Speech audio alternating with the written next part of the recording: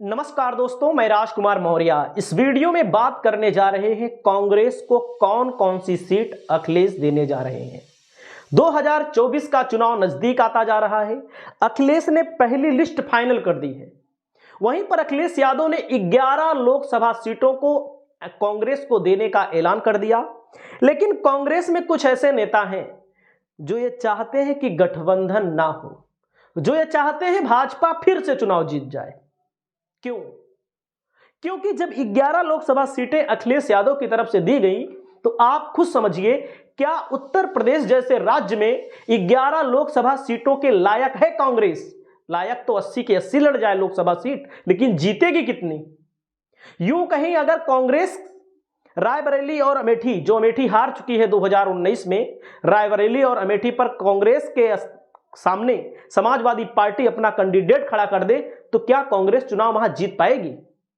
बहुत सारे नेता ऐसे हैं जिनको जमीनी हकीकत नहीं मालूम है, जिनको लगता है कि पूरे मुसलमान हमको वोट दे देंगे। अखिलेश यादव की तरफ भी है, कांग्रेस की तरफ भी है। बसपा से गठबंधन की अभी साठगांठ भी बैठाए पड़े हुए हैं। कांग्रेस का मामला इतना पेचीदा है, इतना लचर है, जिसको लेकर के आप सोच नहीं सकते। 11 लोकसभा सीटों के अलावा अखिलेश यादव ने कहा कि 80 लोकसभा सीटें हैं।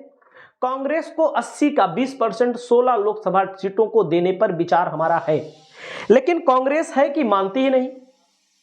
तो मैंने आपको कुछ वीडियो के माध्यम से बताया था। इस वीडियो में मैं आपको बताना चाहता हूं कि कौन कौन सी लोकसभा सीटें हैं जो कांग्रेस को अखिलेश यादव देने जा रहे हैं। और ऐसी कई सीटें हैं जिस पर कांग्रेस तो दावा कर रही है, लेकिन कांग्रेस के दावे फुस हो गए, क्योंकि अखिलेश यादव ने 16 लोकसभा प्रत्याशियों का ऐलान कर दिया। रायबरेली अमेठी तो कांग्रेस के खाते में जा रही है, इससे कोई इनकार नहीं कर सकता। वाराणसी की सीट, जहां से नाम आ रहा है कि खरगे चुनाव लड़ सकते हैं, इस सीट पर भी कांग्रेस को दे दी गई है। खीरी सीट कांग्रेस मांग रही थी, लेकिन शायद खीरी सीट पर ऐलान कर दिया गया है। खीरी सीट पर किसी वर्मा को टिकट दे दिया गया है अखिलेश यादव के द्वारा, तो खीरी सीट पर अब तो टिकट नहीं मिलने वाला है। उसके अलावा मैं बात करता हूं, कुशीनगर की सीट कांग्रेस के खाते में जाने वाली है। कानपुर की सीट अखिलेश यादव ये भी दे रहे हैं कांग्रेस को, क्योंकि कांग्रेस कानपुर सीट पे अच्छा बेहतर प्रदर्शन की है। बाराबंकी की सीट भी कांग्रेस के खाते में जा रही है। फतेहपुर सीकरी भी कांग्रेस के खाते में जा रही है। सहारनपुर सीट पर दोनों पार्टियों में अभी झगड़ा चल रहा है। झगड़ा इसलिए चल रहा है, मजबूत कैंडिडेट इमरान मसूद है। इमरान मसूद कभी बसपा में रहे, कभी सपा में रहे, फिर कांग्रेस में रहे, अल्टा पल्टी का गेम खेलते रहे, लेकिन सबसे मजबूत प्रत्याशी अगर कोई है, इमरान मसूद। अगर इमरान मसूद चुनाव लड़ते हैं गठबंधन की तरफ से, इनकी जीत 99% पक्का, 1% तो कुछ नहीं कह सकते हम भी। सीतापुर की सीट पर भी कांग्रेस का दावा बन रहा है। अमरोहा सीट पर पेच फंसा हुआ है। अमरोहा सीट पर दानिश अली, जो बीएसपी के सांसद कांग्रेस में शामिल हो चुके हैं, राहुल के साथ हैं, राहुल गांधी के साथ हैं, जिनको भरे संसद में गाली दी गई थी। बीएसपी ने अपनी पार्टी से इनको निकाल दिया था, तो दानिश अली को कांग्रेस चुनाव लड़ाना चाहती है।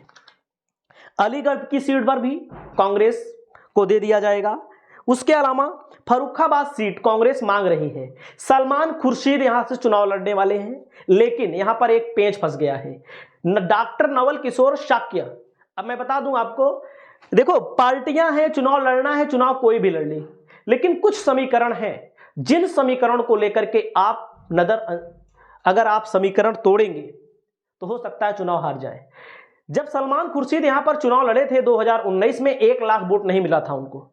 अब आप ये समझ सकते हैं, डॉक्टर नवल किशोर शाक्य एक मजबूत नेता के तौर पे उभर रहे हैं, कभी कोई चुनाव अभी नहीं लड़े हैं, अखिलेश यादव के सहयोगी हैं, साथी हैं, और अखिलेश यादव के भरोसेमंद हैं, प्रदेश सचिव भी हैं।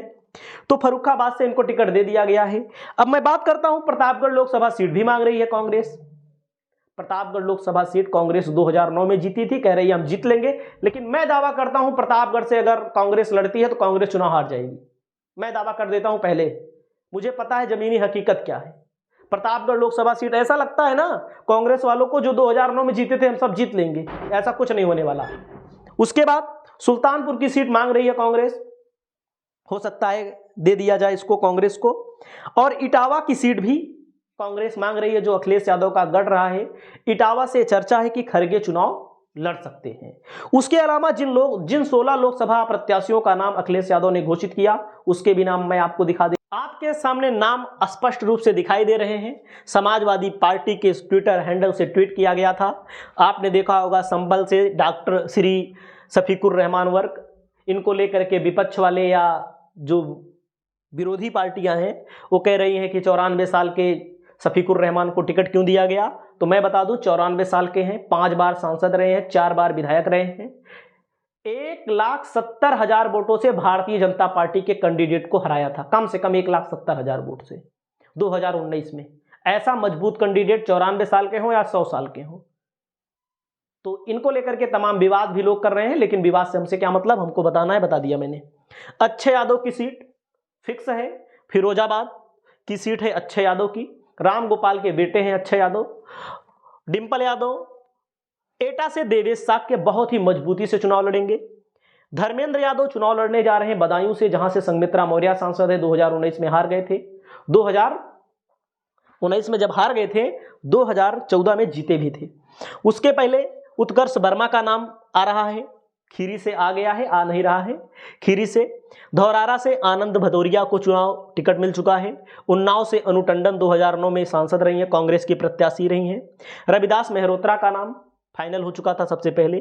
फर्रुखाबाद से डॉक्टर नवल किशोर शाक्य, लक्ष्य कैंसर हॉस्पिटल के मालिक, जो अंतर्राष्ट्रीय कैंसर सर्जन भी हैं। और अकबरपुर से श्री राजा रामपाल को टिकट मिला है। बांदा से शिवशंकर सिंह पटेल को, फैजाबाद से अवधेश प्रसाद को। फैजाबाद लोकसभा सीट पर मायावती की नजर है कि किसी मुस्लिम कैंडिडेट को लड़ाया जाए, जिससे फैजाबाद सीट समाजवादी पार्टी हार जाए।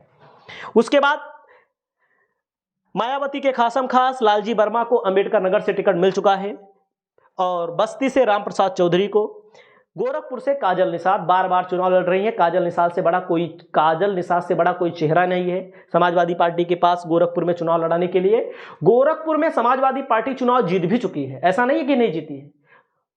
समाजवादी पार्टी का गढ़ नहीं है, लेकिन यहां पर योगी आदित्यनाथ का गढ़ है। रवि किशन यहां से सांसद हैं वर्तमान में, काफी वोटों के अंतर से चुनाव जीते थे। काजल निषाद को बार बार इसलिए चुनाव लड़ाया जा रहा है क्योंकि निषाद का बड़ी चेहरा है। पूरे निषाद समाज को संदेश भी जाएगा। हारे जीते उसकी बात मैं नहीं कर रहा हूं, हारना जीतना तो लगा रहेगा, क्योंकि काजल निषाद का नाम जो है सुर्खियों में रहता है हमेशा, और बहुत तगड़ा भाषण भी देती हैं, बहुत तगड़ा वक्ता भी हैं। तो ऐसे ऐसे नाम आ चुके हैं जो एक तरह से बीजेपी को कहीं ना कहीं भ्रमित कर चुके हैं।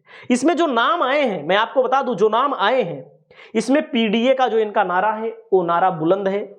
4 कुर्मी को दिया गया है टिकट इसमें। अब आप समझ सकते हैं, 4 कुर्मी को टिकट दिया गया है, 2 शाक्य को टिकट दिया गया है। शाक्य का मतलब मौर्य, शाक्य, सैनी, कुशवाहा एक होते हैं। और यहां पर जैसे इसमें आप देखेंगे उत्कर्ष वर्मा, आनंद भदौरिया, शिवशंकर सिंह पटेल, लालजी वर्मा, 4 नाम कुर्मी के हैं, 3 नाम यादव के हैं। मतलब सबको एक समानांतर रखा गया, इसमें सबको बैलेंसिंग किया गया है। इसके बाद भी जो लिस्ट आएगी मैं आपको बता दूं, उसमें भी कई पटेलों को टिकट मिलेगा, क्योंकि पटेल सपा को वोट तभी देंगे जब सपा कैंडिडेट पटेल देगी।